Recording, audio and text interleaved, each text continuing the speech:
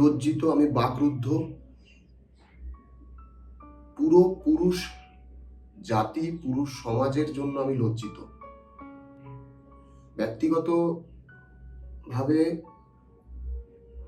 দুই দিদি এবং এক মা, তিনটে নারীর দ্বারা বেড়ে ওঠা, বড় হওয়া এবং পরবর্তীকালে পরিবারে আরো দুটো মহিলার জন্মগ্রহণ করা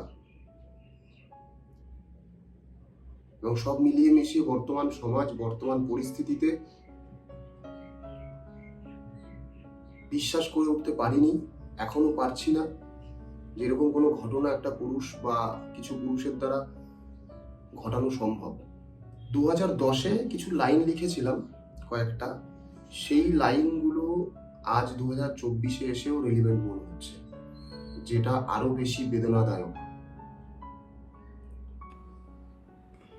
আমি একবার শোনাই আপনাদের লেখাটা। নিস্তব্ধ যে নিরাশার বাদল, ভরেছে ঈশান কোণ, কালিমা জমে শূন্য হয়েছে দেশপ্রেমীদের মন। মৌনব্রতে অসাড় সমাজ ভরিয়েছে নদী তীর,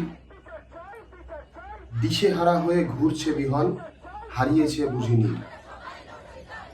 আত্মহারা সকল আওয়াজ দমেছে অস্ত্র জোরে, ক্ষমতা যুদ্ধে হাতছানি দিয়ে বিপ্লবীরা সব ঘুরে। আবদ্ধ সব বেদনা নিয়ে জ্বলছে স্তব্ধ সমাজ, ভবিষ্যতের সকল স্বপ্নে কুয়াশা জমেছে আজ। বিন্দুমাত্র প্রশ্নচিহ্ন হৃদয়ে করেছে ভিড়, বিন্দুমাত্র প্রশ্নচিহ্ন প্রত্যেক মুহূর্তে হৃদয়ে করে ভিড়।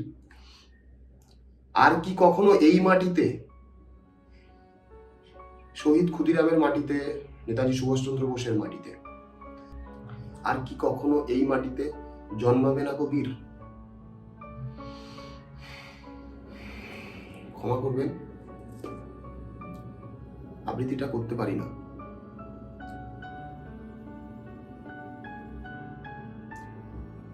মনের মধ্যে কিছু কথা জমে, সে কথাগুলো শুধু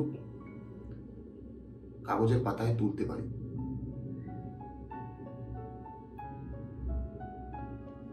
আরো কিছু জমে, যেটা ক্ষোভ, আর সেটা আমি বিশ্বাস করি আমার মতো পুরুষ নয়, আরো প্রত্যেকটা পুরুষ যারা নারীদের দ্বারা ঘিরে আছে, প্রত্যেকটা পুরুষের মনে ক্ষোভ জমছে এবং জমবে। দয়া করে সবাইকে, যারা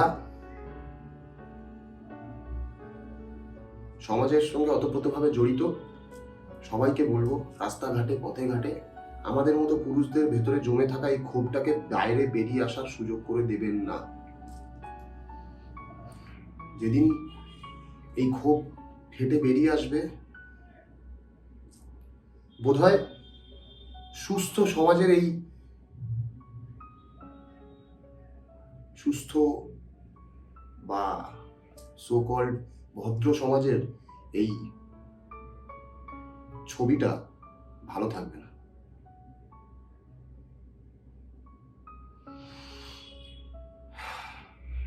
নমস্কার, ভালো থাকুন, প্রতিবাদ করুন, প্রতিবাদের ভাষা আরো তীব্র করুন।